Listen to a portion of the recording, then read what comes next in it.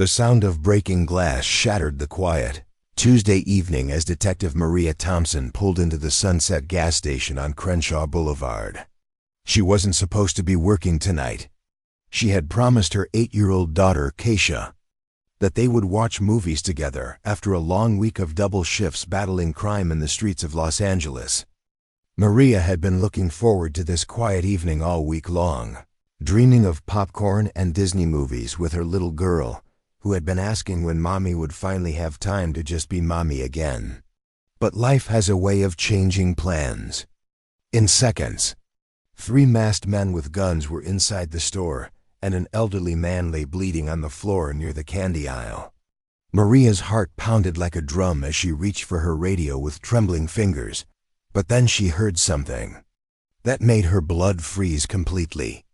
A child was crying inside the store, the kind of terrified sobbing that cuts through every parent's soul like a knife. Without thinking twice, this brave mother and 15-year police veteran knew she had to act immediately. What happened next would change her life forever and prove that heroes come in all colors and backgrounds, and that sometimes the most ordinary people are called to do the most extraordinary things. Maria had grown up in this very neighborhood, where her wise grandmother Ruby had taught her that courage isn't about being fearless. It's about doing what's right, even when you're scared to death and your hands are shaking. As she watched through the store window with growing horror, she could see the 3 white male suspects waving guns wildly at the terrified store owner, Mr. Kim, who had been running this family business for 20 years and knew every regular customer by name. The elderly customer, Mr. Rodriguez, was holding his bleeding arm while trying to stay conscious, his white shirt now stained red as he struggled to remain standing. A young mother named Sarah was clutching her 5-year-old son Tommy behind a display of potato chips, her face pale with terror as she whispered prayers and tried to shield her child from the nightmare unfolding around them. Tommy's bright red sneakers were visible beneath the shelf, and Maria could hear his frightened whimpers even through the thick glass windows. Maria's 15 years of police training kicked in instantly like muscle memory, but so did her heart as a mother who knew exactly how Sarah must be feeling in that moment. She knew that every second counted like precious gold, and backup was at least 5 minutes away according to her radio. The suspects were getting more aggressive by the minute, shouting violent demands for money while one of them kept looking toward the back office where they believed a large safe was hidden. The leader was pacing back and forth like a caged animal, his movements becoming more erratic and dangerous with each passing moment. Maria took a deep breath like her grandmother had taught her during childhood storms, said a quick prayer to the same God who had protected her through countless dangerous calls, and made the decision that would define this night and change the lives of everyone inside that small store. The first suspect, a tall man with a dragon tattoo covering his entire neck and wearing a torn leather jacket, was pointing his gun directly at little Tommy when Maria burst through the front door with the force of righteous determination. "Police officer, drop your weapons now," she commanded with a voice that carried both the authority of her badge and the desperation of a mother who would die before letting harm come to an innocent child. The second suspect, shorter but stockier with arms covered in prison tattoos, spun around in complete surprise, his bloodshot eyes wide with shock at seeing a woman in casual clothes, holding a gold detective's badge and a service weapon trained directly at his chest. His mouth fell open as he realized their easy robbery had just become a life or death confrontation with a trained law enforcement officer. The third suspect, who appeared to be the leader based on how the others looked to him for direction and followed his every command, started backing toward the counter where Mr. Kim stood frozen with his hands raised high above his head, sweat pouring down his face as he tried to process what was happening. This leader had cold, calculating blue eyes and multiple scars on his hands that spoke of a violent past, and Maria could see immediately that he was the most dangerous of the 3 men. Maria's heart was racing like she had just run a marathon, but her hands were steady as granite as she kept her weapon trained on the most dangerous threat while trying to position herself between the armed criminals and the innocent people whose lives hung in the balance. The fluorescent lights above buzzed and flickered, casting strange shadows across the scene while the smell of fear and spilled gasoline filled the air. "Listen to me very carefully," she said in a calm but firm voice that cut through the tension like a blade. "I don't want anyone to get hurt tonight, but I will protect these people with my life if I have to. And I have 15 years of experience that says I won't miss if you force me to shoot." The tension in the small store was thick enough to cut with a knife as the three suspects slowly realized they were facing a trained police officer who wasn't going to back down or walk away from innocent people in danger. The leader, whose name tag from a previous job still hung from his jacket, laughed nervously and said with a shaky voice, "Lady, you're outnumbered 3-1 here. Just walk away and nobody gets hurt tonight. We just want the money and we'll be gone." But Maria had seen too much violence in her 15 years on the force to believe empty promises from desperate criminals, who were clearly high on something and making increasingly poor decisions. She had been to too many crime scenes where someone believed the lies and people died because of that trust. She noticed that the first suspect with the dragon tattoo was slowly moving his gun away from the child, which gave her a small flicker of hope that maybe not all of these men were completely beyond reasoning. But the leader was becoming more agitated by the second, his movements jerky and unpredictable as whatever drugs were in his system made him increasingly dangerous. Sweat was pouring down his face despite the cool evening air, and his pupils were dilated in a way that told Maria he was capable of anything. "Here's what's going to happen," Maria said, keeping her voice steady despite the fear running through her veins like ice water. "You're going to put your guns on the ground slowly, and we're going to wait for my backup to arrive, and everyone goes home safe tonight to their families." The store owner, Mr. Kim, was praying quietly in Korean, his lips moving rapidly as he called on his ancestors for protection, while Sarah was whispering to her son that everything would be okay, even though her own voice was shaking with terror and she could barely get the words out. Tommy was crying softly, his small body trembling as he tried to understand why these scary men were in his neighborhood store, where he always came to buy candy with his allowance money. Everything changed in the next 30 seconds when the leader made a fatal mistake by pointing his gun directly toward the child and threatening to hurt Tommy if Maria didn't drop her weapon and walk away. Something deep inside this brave policewoman snapped like a wire stretched too tight, and all her training, all her experience, and all her protective instincts as a mother converged into a moment of perfect, crystal-clear clarity. "That child is not going to be harmed while I'm breathing," Maria said with a quiet intensity that made even the hardened criminals realize they had pushed this situation too far and crossed a line that should never be crossed. Her voice was low and deadly serious, carrying the weight of someone who had sworn an oath to protect and serve and meant every single word of it. The first suspect with the dragon tattoo seemed to hesitate, perhaps having second thoughts about the situation they had gotten themselves into, and maybe remembering that he had a nephew about Tommy's age back home. His gun hand was shaking now, and Maria could see conflict in his eyes as he looked between his partners and the terrified child. But the leader was beyond reasoning now, his drug-addled brain focused only on escape and violence, unable to see any path forward except through more crime and bloodshed. The stocky second suspect was looking around frantically for another exit, realizing that their simple robbery had turned into a potential death sentence for all of them. Maria could see in the leader's cold blue eyes that he was desperate enough to do something terrible, and she knew with absolute certainty that the safety of everyone in that store depended entirely on her next decision.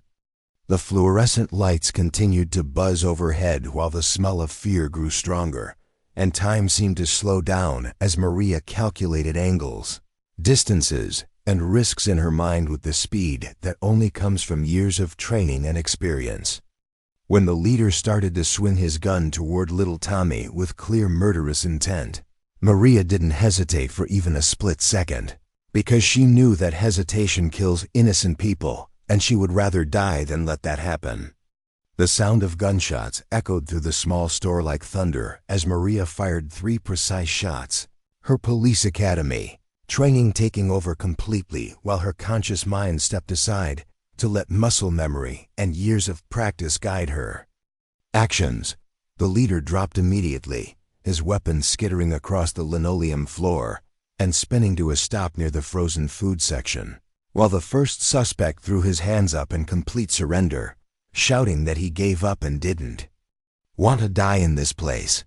His dragon tattoo seemed to writhe in the flickering light as his whole body shook with fear and adrenaline. The stocky second suspect tried to run toward the back exit, stumbling over displays of motor oil and snack foods, but Maria's commanding voice stopped him in his tracks like he had hit an invisible wall. "Don't make me shoot you too," she called out, and something in her tone made him freeze with his hand on the door handle, his body rigid with the knowledge that she meant exactly what she said. Within seconds, she had both remaining suspects on the ground with their hands behind their backs, using zip ties from her off-duty emergency kit to secure them while keeping one eye on the wounded leader who was still breathing but no longer a threat to anyone.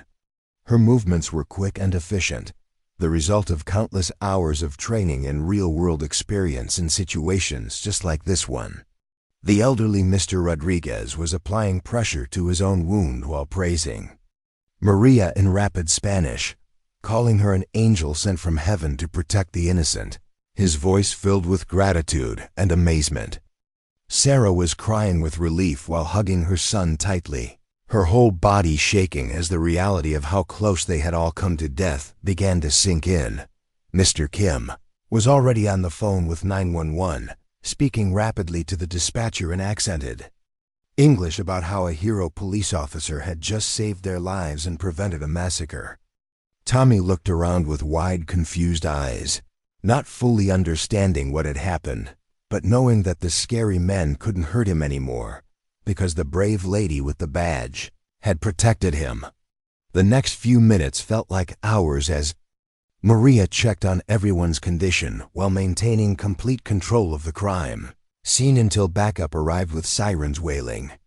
The wounded suspect was conscious but in serious condition, blood pooling beneath him as he struggled to breathe, and Maria immediately applied first aid despite everything he had done, because that's what good police officers do regardless of circumstances or personal feelings.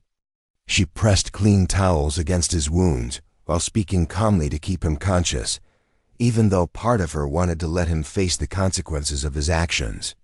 But her training and her character wouldn't allow that, because every life has value even when that person makes terrible choices. Tommy looked up at Maria with wide, innocent eyes filled with wonder and said in his small voice, "Are you a superhero lady like in the movies?" Which brought tears to her eyes as she realized that this little boy would remember this night for the rest of his life, but hopefully as a story of how good people protect others rather than as a traumatic memory that would haunt his dreams. She knelt down to his level and said gently, "I'm just a regular person who cares about keeping people safe, just like your mommy cares about keeping you safe." Mr. Kim kept thanking Maria over and over in both Korean and English, explaining through his tears that this store was his family's entire livelihood, and these men would have destroyed everything his family had worked 20 years to build in America.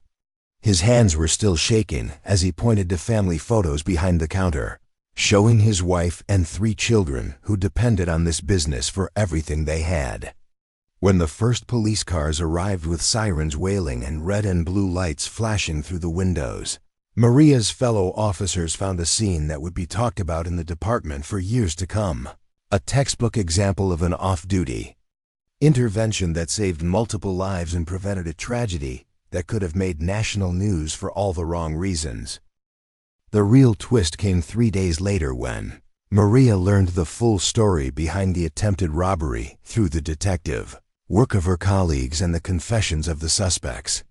The leader, whose name was Derek Matthews, had been recently released from prison after serving 8 years for armed robbery and was desperately trying to get money for his sick mother's expensive cancer treatments, though that didn't excuse his criminal choices or justify terrorizing innocent people. Derek had been clean for 6 months after his release, working at a construction job and trying to build a new life. But when his mother's insurance was denied and the medical bills started piling up like an avalanche, he had made the terrible decision to return to crime. The first suspect, Bobby Wilson, was actually Derek's younger brother, who had never been in trouble with the law before and had been a student in high school, but had made the terrible decision to help his brother in a moment of family desperation and misguided loyalty. Bobby had been working 2 jobs to help pay for their mother's treatments, but it wasn't nearly enough to cover the crushing medical debt that was destroying their family. The stocky second suspect, Mike Torres, was a career criminal with a long history of violence who had manipulated the 2 brothers into this robbery by convincing them it would be easy money and that nobody would get hurt if they just grabbed the cash and ran. Mike had specifically targeted this store because he believed it would have a large safe in the back office, and he had been watching Mr. Kim's routine for weeks to plan the perfect crime. Maria felt a complex mix of emotions learning these details, because she understood that good people sometimes make terrible choices when they feel trapped and desperate, but she also knew that innocent people like Tommy and his mother could have been killed because of those choices. The investigation revealed that this was the same group responsible for 5 other robberies in the area over the past 2 months, and Maria's brave actions had likely prevented many more crimes and possibly saved other lives. The other robberies had been escalating in violence, and detectives believed that it was only a matter of time before someone was killed if the group had continued their crime spree. The most powerful and unexpected moment came at the hospital where Derek Matthews was recovering from his gunshot wounds, surrounded by tubes and monitors that beeped constantly. Maria visited him not as the officer who shot him, but as someone who understood that every person has value and deserves a chance at redemption, no matter how far they have fallen. She walked into his room carrying a small bouquet of flowers and wearing civilian clothes, looking more like a social worker than a police detective. Derek looked up at her with tears streaming down his face and said in a voice barely above a whisper, "I could have killed that little boy tonight, and you stopped me from becoming a monster, from becoming something I swore I would never be again." His voice was filled with genuine remorse and gratitude that surprised Maria with its sincerity. She pulled up a chair beside his hospital bed and talked to him for over an hour about choices, about how our worst moments don't have to define us forever, and about how even people who make terrible mistakes can find a way to make things right and rebuild their lives. Derek's mother, Mrs. Matthews, who had indeed been struggling with overwhelming medical bills that had driven her son back to crime, was overwhelmed when she learned that Maria had started a community fundraising campaign to help with her treatment costs. The fund had already raised over $15,000 from people who had heard the story and wanted to help break the cycle that had led to the robbery attempt. This act of compassion proved that justice and mercy can work together to heal communities instead of just punishing crimes.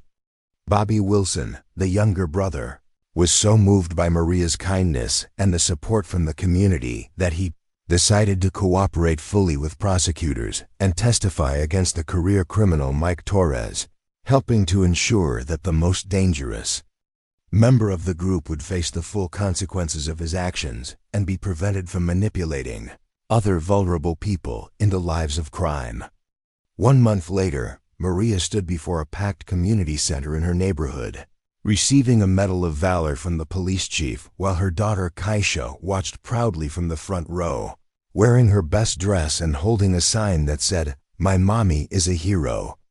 The medal felt heavy in her hands, but not as heavy as the responsibility she felt to live up to the expectations of everyone who saw her as a symbol of hope and courage. But the real reward came when she saw Tommy and his mother Sarah in the audience, along with Mr. Kim and his entire extended family who had flown in from Korea to thank the woman who had saved their American dream.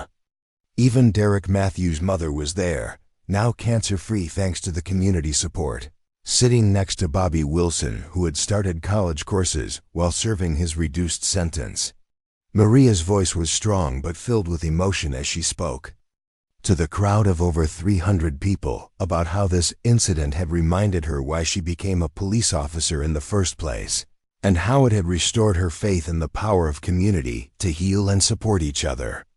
Every day we have chances to choose between fear and courage, between hatred and understanding, between giving up and standing up for what's right, she said, looking directly at the children in the audience who represented the future of their neighborhood.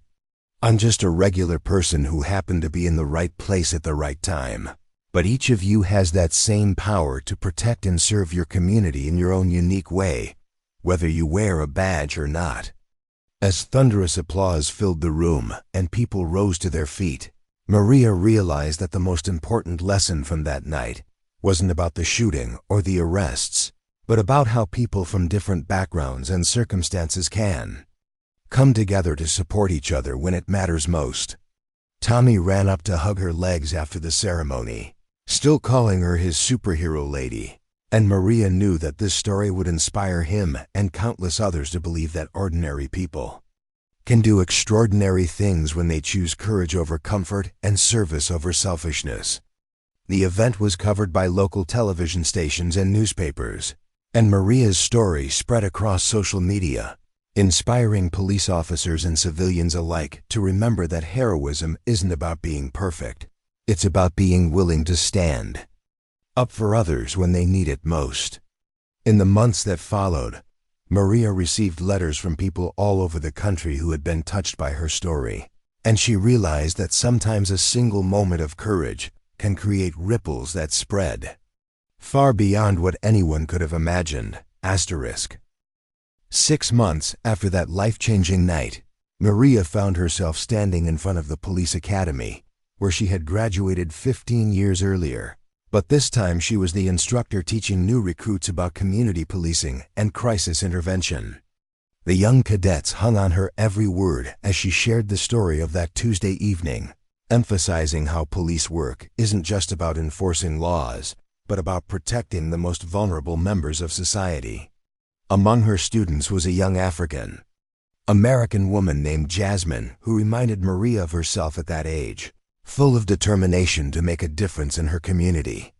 Jasmine approached Maria after class and said, "Detective Thompson, I grew up in a neighborhood where people didn't trust the police, but your story makes me believe I can change that one person at a time." Maria smiled and remembered her own grandmother's words about planting seeds of hope wherever you go. She started a mentorship program pairing experienced officers with new recruits, focusing not just on tactical training but on building genuine connections with the communities they served. The program became so successful that other police departments across California began implementing similar initiatives. Meanwhile, Tommy's mother, Sarah, had started a support group for crime victims at their local community center, and she often invited Maria to speak about healing and moving forward after trauma. The group grew from 5 members to over 50, creating a network of people who understood each other's pain and could offer real support during the darkest moments. The most unexpected development came when Derek Matthews, fully recovered from his injuries and nearing the end of his sentence, wrote a letter to Maria requesting a meeting. When they sat across from each other in the prison visiting room, Derek had tears in his eyes as he pulled out a thick folder filled with certificates and documents. "Detective Thompson, I want you to see what you helped me become," he said with pride in his voice for the first time in years. Inside the folder were certificates showing that Derek had completed his high school diploma, earned an associate's degree in social work, and had been accepted into a bachelor's program that would allow him to counsel at-risk youth after his release.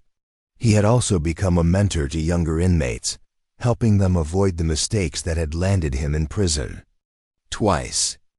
I realized that night when you could have let me die but chose to save my life instead, that maybe I was worth saving after all," Derek explained, his voice steady and filled with genuine gratitude. Maria felt tears welling up in her own eyes, as she realized that sometimes the greatest victory isn't stopping a crime, but helping someone find their way back to being human again.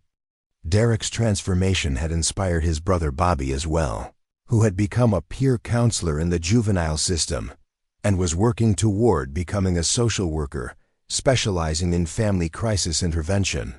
Their mother, now in full remission from cancer, had become a volunteer at the hospital where she had received treatment, offering support to other families facing similar struggles.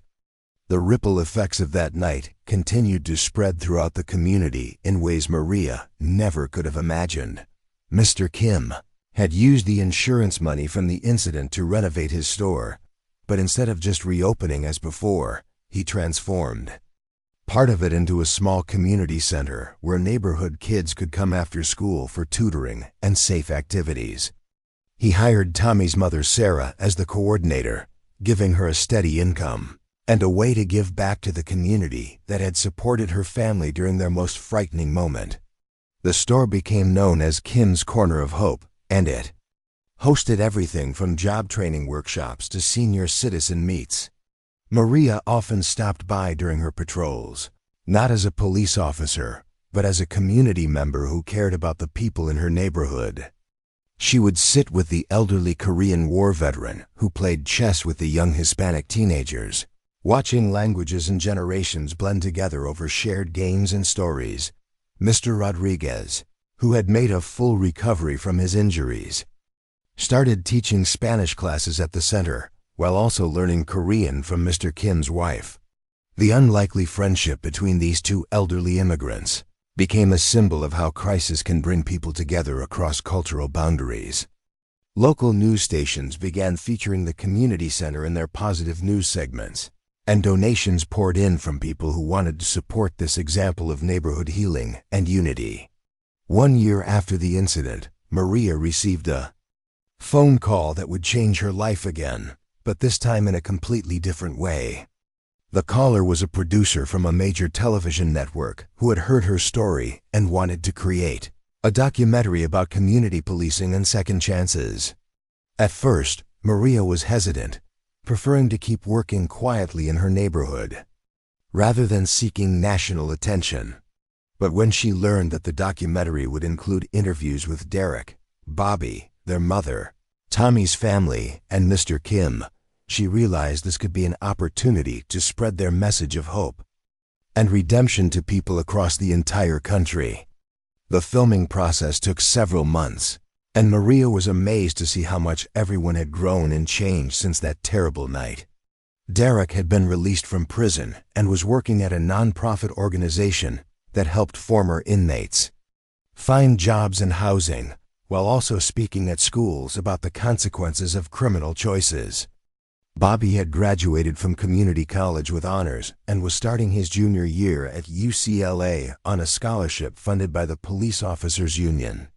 Tommy, now 6 years old, had started first grade and told everyone that he wanted to be police officer like Miss Maria when he grew up, though his mother gently suggested he might also consider being a teacher or doctor. The documentary, titled Heroes Among Us, premiered on national television and was viewed by over 12 million people, generating thousands of letters and emails from viewers who were inspired to make positive changes in their own communities. Asterisk. The success of the documentary led to something Maria had never expected: speaking invitations from police departments, community organizations, and schools across the United States. She began traveling on weekends and vacation days, sharing her story and the lessons she had learned about the power of compassion and community healing. In Chicago, she spoke to a group of inner-city teenagers who had lost trust in law enforcement, and by the end of her presentation, several of them approached her about exploring careers in criminal justice or social work. In rural Texas, she addressed a police department that was struggling with community relations, helping them understand that every interaction with citizens is an opportunity to build trust or tear it down. In New York City, she participated in a panel discussion about police reform, emphasizing that real change comes not from new policies alone, but from individual officers who choose to see every person they encounter as someone's child, parent, or sibling worthy of respect and protection. Maria's message was always the same, that heroes aren't born. They're made through countless small choices to do the right thing, even when it's difficult or dangerous. She never claimed to be special or perfect, instead emphasizing that every person has the capacity to be a hero in their own community if they're willing to step up when others need help. The speaking engagements were exhausting but fulfilling, and Maria began to understand that her role had expanded beyond being a police officer to becoming a symbol of hope for people who had lost faith in the possibility of positive change. Perhaps the most meaningful moment of all came 2 years after the incident, when Maria received an invitation to Tommy's 8th birthday party at Kin's Corner of Hope. The celebration brought together everyone whose lives had been touched by that night. Derek and Bobby Matthews with their mother, Mr. Rodriguez with his extended family, Mr. Kin and his wife with their children and grandchildren, Sarah and Tommy, and dozens of community members who had become part of their extended family. As Maria watched Tommy blow out his candles, she noticed that his birthday wish seemed especially important to him, and when she asked what he had wished for, he looked up at her with the same innocent eyes she remembered from that terrifying night and said, "I wish that everyone in the world could have a superhero lady like you to keep them safe." The room fell silent for a moment as everyone absorbed the simple wisdom of a child who had learned early in life that good people will always stand up to protect others. Maria felt tears streaming down her face as she realized that this little boy, who could have been traumatized by violence, had instead learned the most important lesson of all, that love is stronger than fear, and that ordinary people can do extraordinary things when they choose courage over comfort.